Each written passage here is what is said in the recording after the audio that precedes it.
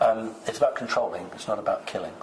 The whole object, literally, is to put a chip in everybody and control everybody. You see, 25 years ago, the top end of the negative Illuminati wanted to destroy 3/4 of the population. Yeah. That don't need to do that anymore. That's not the plan. The plan is to put a chip in everybody, and you can control them. So the plan is very simple. It doesn't matter whether you're in Germany, in Holland, or in Britain. You see not just young people, but everybody walking around with their phone in their hand. That's what they do. Every time you go onto a major street, people have their phone in their hand. Yes. So what they'll do is they say, right, well, we'll put an application in your mobile, and now when you want to buy something, you just go up to the counter and you can touch your phone, and that does it. The plan was, this was supposed to happen 15 years ago. They've been held up. The plan was they would then say, this is a real waste of time. Why don't we just put it in your hand? Yep. You're so used to putting your phone down to pay for your cup of coffee that you just put your hand down now. And you don't need money anymore, and so then, of course, you can control everybody, because if someone isn't... Well, exactly, because they'd say, you attended a demonstration on Tuesday against the government. Yeah. We're turning your bank account off. Yes. That was the whole plan, but they're behind. They're very cross because they're 15 years behind with their plan to do that. That's a good thing. Oh God, it is, absolutely. So we're coming from the past to the present, and of course there's many years between that, and universes we can talk about. But now we are here, and there was 2012 when we thought maybe that's a year where everything is changing, and then we saw, they didn't really change. But now we see, and my impression is that things are changing. Now we have 2015, it's not 2012. Do you see a change in humanity? Are people waking up to all these things? And is that a game changer, or where does it lead?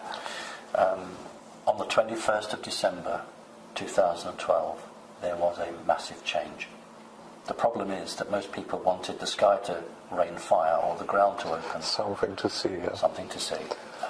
Even in the Bible, it's God, give me a sign. Yeah. God sent a flaming bush. So we are in a physical 3D world, and we expect that. No, that's not how it is. It's about energy change. And in all of the major countries, Western countries, crime has gone down since 2012. Oh. But what has happened is the vicious crime, the nasty crime, has gone up. Yeah. But the overall crime figures have gone down. And that is because good people are getting better, people average are getting good, and the bad people are getting worse. So we are going to have a division between those who clearly understand one way of life and those that cannot change. And that's where we're going. And that is from 2012.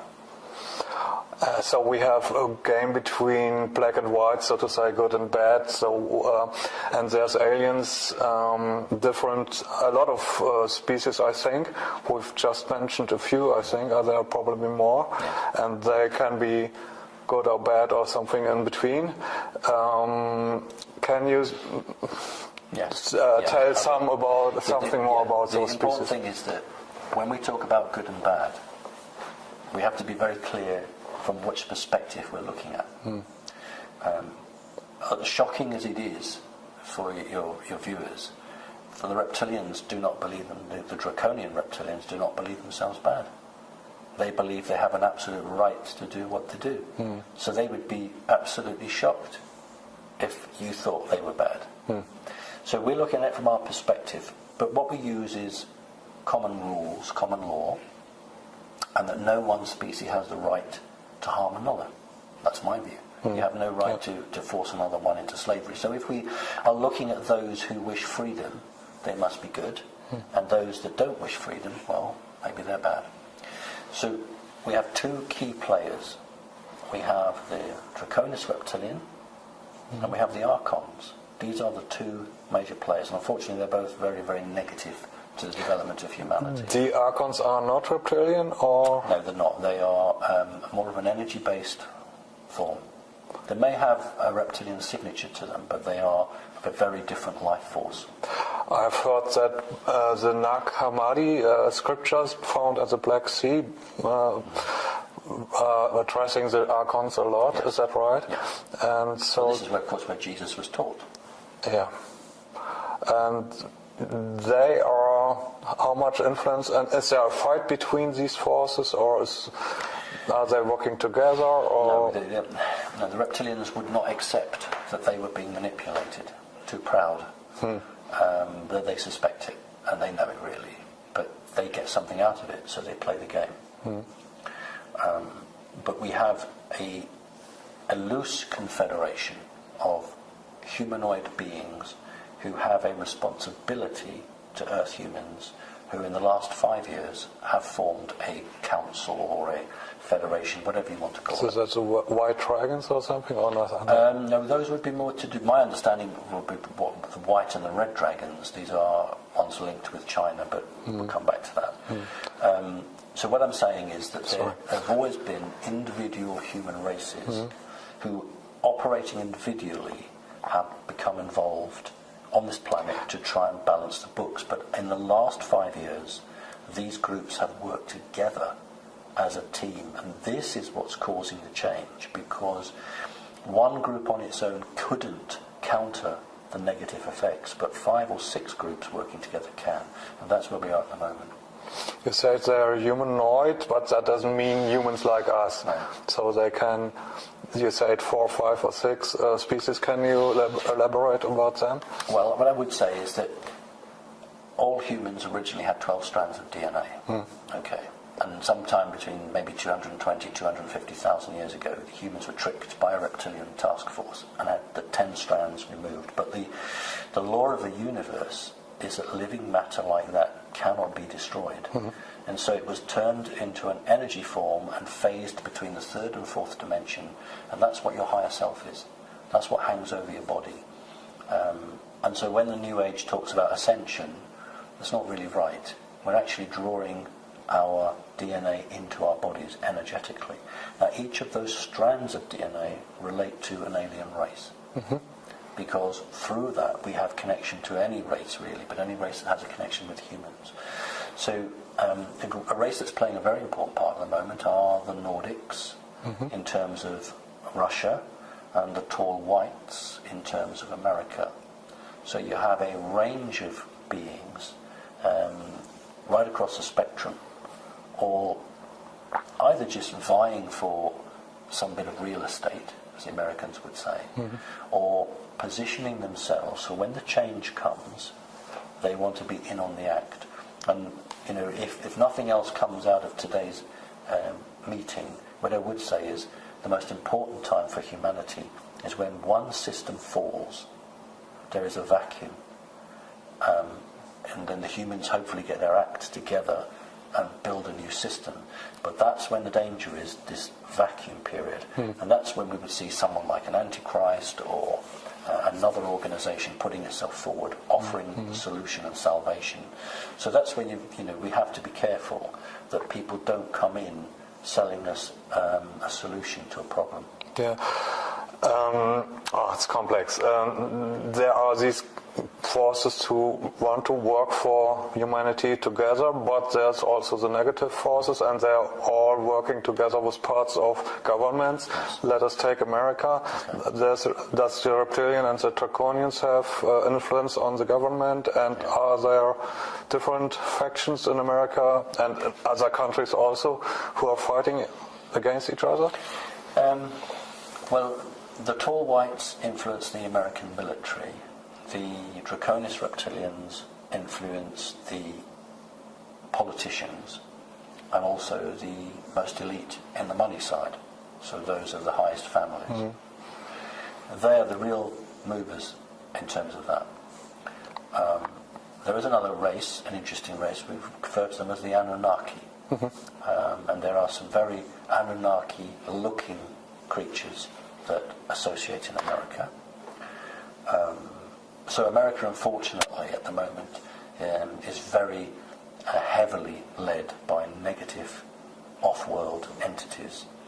Whereas China at the moment is 50-50. China is choosing to meet both sides, so positive and negative. And China is, of course, just interested in money, so it's playing a double game.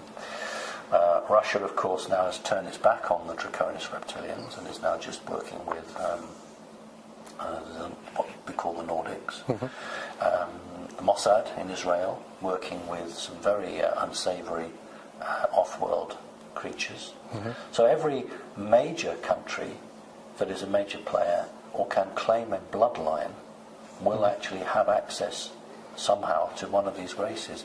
Now, if you were in dear old little Belgium or Luxembourg, you don't have access to any of that. But you might have an individual in your government who does. And so that's what these little governments, these little countries do, is they try and bring people into their government as advisors who have links. And then, of course, finally, we have the Vatican. Yep. So the Vatican is incredibly powerful and will make decisions on behalf of governments. Talk a little bit more about the Vatican, because we think they are not just positive. Some people say there's satanic things going on in the Vatican. Is that true, or are there different factions also in the Vatican? There are different factions in the Vatican. If you have access to the future, and the Vatican certainly does. Project Looking Glass, or is that something else? Well, they have a different way of doing it. Project Looking Glass is an American military type of project. The Vatican uses more magical. But see, when I refer to magic, to me magic is not magic, magic is science. And that's how the Vatican would look on it. So they have their own methods for looking into the future. And they look at what we call timelines. Yeah. And they look to see which timeline puts the Vatican on the best possible result. So they'll look at that, and they will then decide how they need to position, who needs to win this election, who should be the Pope, who should be this. It's all designed to try and keep the Vatican in the driving seat.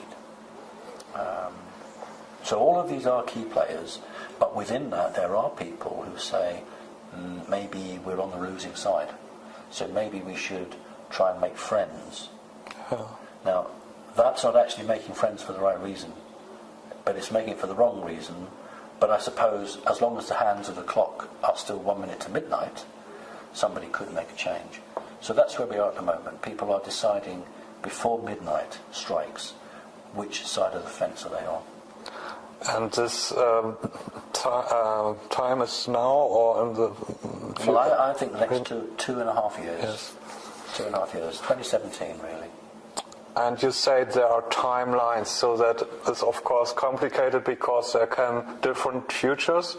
And are they fixed or are they changing? I mean, there are sci-fi movies who are dealing with timelines, and you see it's mind-boggling because there's lots of possibilities. And is it true that we can change into another timeline? We are on a timeline now that is positive. And we've been on that maybe for 15 years. Several attempts to take us off this timeline have been made without success. So we are on a fixed timeline which is generally positive for humanity. And this is one of the reasons that anyone who's negative might want to leave the planet, because it's not the home for them in the future. You say 2017. Can you say what's happening from now, 2015, in the next couple of years? Yes, is there war, or is there... to a certain extent. Well, there have been, in the last 7 years, there have been 3 attempts to start a Third World War. Each time it's been prevented. Sometimes it's been the attempt for a nuclear bomb. Sometimes it's been provocative actions. Maybe your listeners will remember some years ago a Russian submarine called the Minsk sank. Well, the Americans got to it first because it was in very deep water. Kursk, that was it. Right. Kursk, So, yes. Okay. Yeah. I'm thinking. I thought the Minsk, Kursk. The Americans got it first. And 3 nuclear warheads were missing. The Americans made off with 3 nuclear warheads. That's why they sent the Americans were the only ones that had a robotic submarine that could go to that depth. And there was an attempt within the last 3 years to try to detonate one of those warheads. Very clever, because there would not be a lie to say a Russian bomb has exploded. Do you see how that works energetically? Yeah. There's been a Russian bomb, a nuclear bomb, and then the media would just immediately assume that has been launched by the Russians. So that was one time. There have been several other times. It's very well documented that the Prime Minister, or President, I can't remember, of Israel, ordered his Chief of Staff and the Chief of the Air Force to attack Iran. And they refused point blank. This is the very first time in Israel's history that any senior general has refused an order from a legitimate civilian government. But they knew it would create a third world war, and that was the whole plan of it. So there have been many attempts, and over the last 6 weeks, America and Britain have attempted to create another war with Russia, which hasn't occurred. So we are in difficult times, but we're on a positive timeline. So I don't envisage a catastrophic war at all. But you say 2017 is a year where everything changes and then there's a vacuum because negative beings are leaving the Earth, or how can we imagine that? Okay. Well, things are already changing. In every country, it is becoming harder and harder for an elected government to lie to its people. Yeah. Harder and harder. Yeah. Human consciousness has expanded so greatly that nearly everything is seen and known.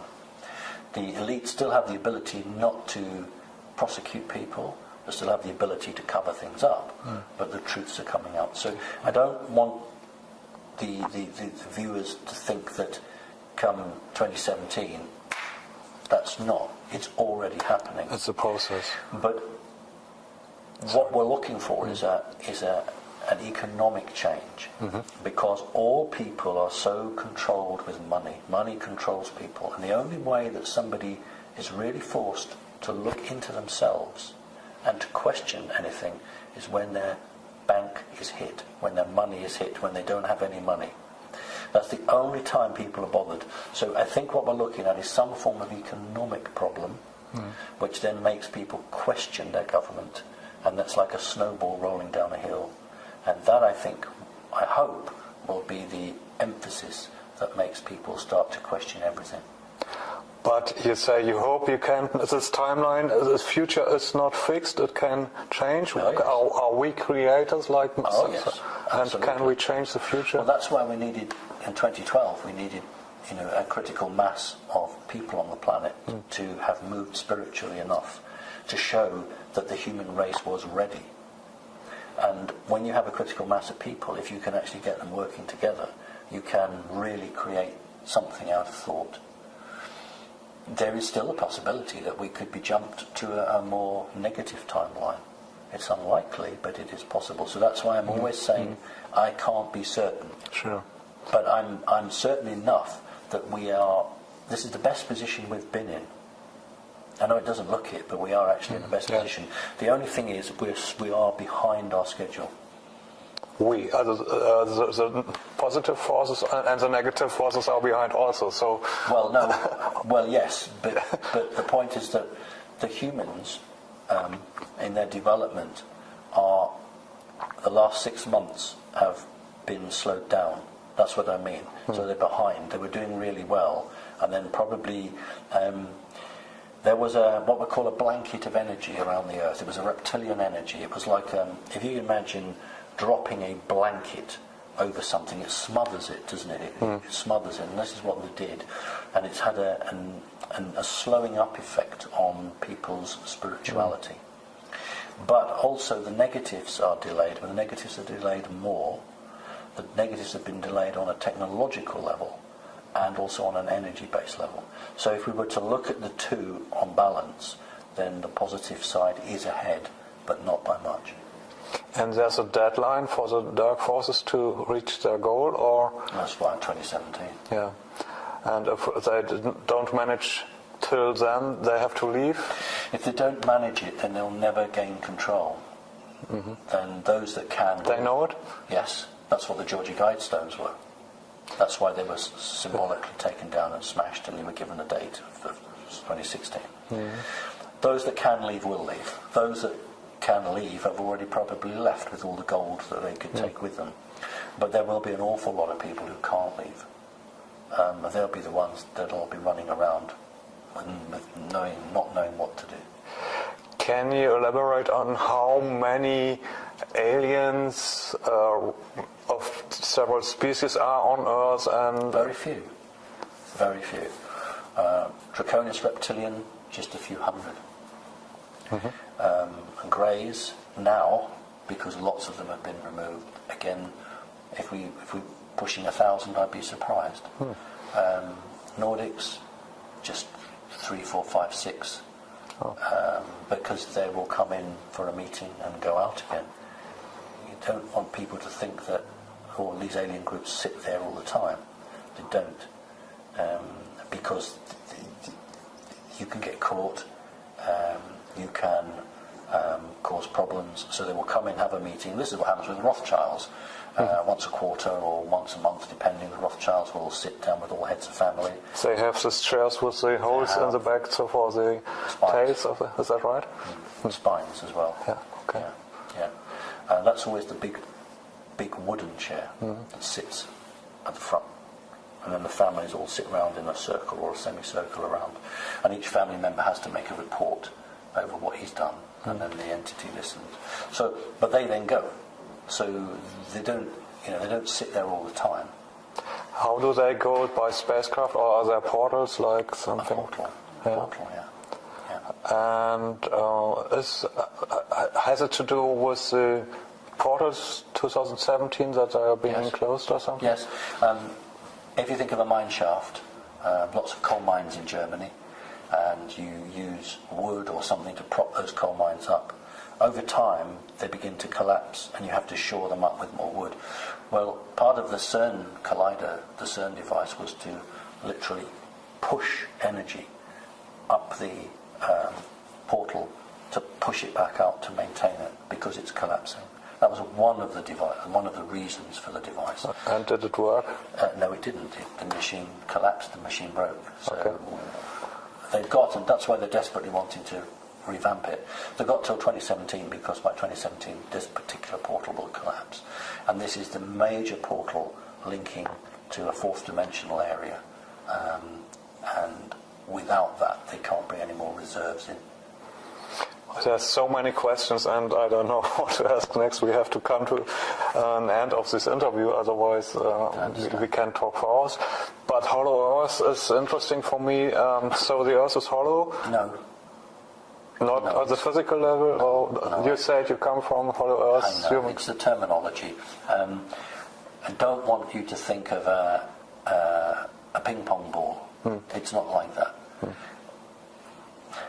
It is perfectly possible to bring another dimension into a solid object, and when you create another dimension into a solid object, then the object within that field doesn't exist. So you can have a fourth dimension in a third dimension object. I see. But the chair or the table isn't there. So it's called hollow Earth because it appears to be hollow, because you appear to have a community living in Earth. But if you were to send sound waves through it, or probe.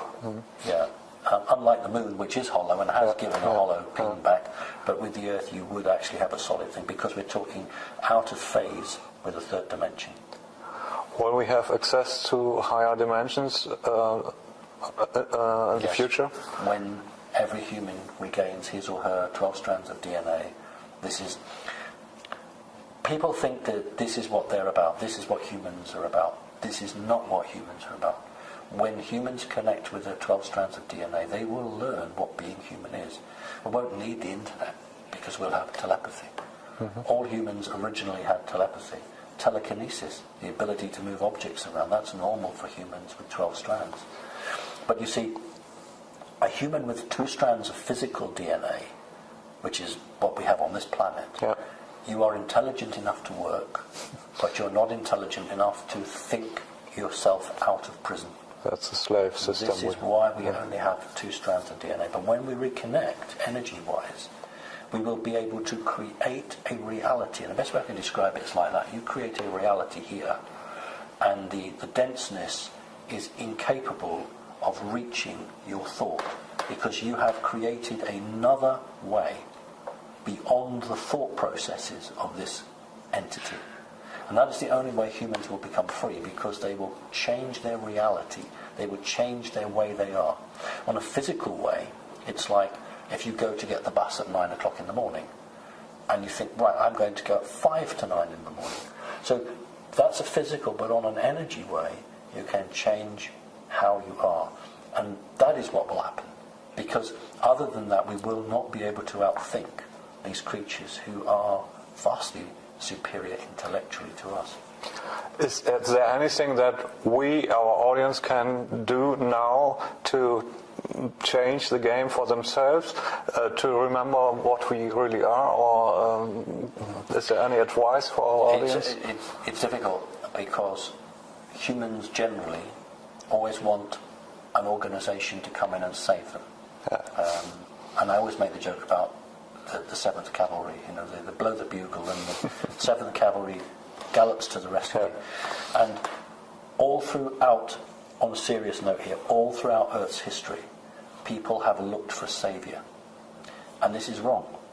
Because people need to look to themselves. So I say to people, trust yourself. When you see somebody, ask yourself, is he or she real? Are they genuine? It's what they're saying, does it sound good for me?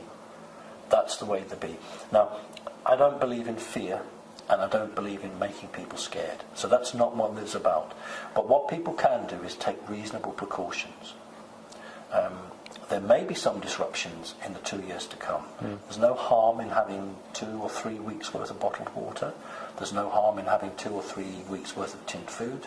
And if you have a cat or a dog, bring some of that in. Have a method for cooking, and gas canisters. But it's not about starvation. It's about disruptions, maybe to power supply, maybe rationing of fuel for motor cars. So that's how we can prepare on a physical level. On an energetic level, find other people like yourself. Find groups, because at some point the internet will be taken down. Not forever, but for a period of time. So establish contact now with groups, and form meditation groups. Send healing to different places. If you think that there's a political leader who is under pressure, send some good work to him or her. So actively take the fight to the enemy. Now that's where we are now. But if a person doesn't want to do that, doesn't want to put their head above the parapet, as we say in England, that's fine, I fully understand that. There's other things they can do.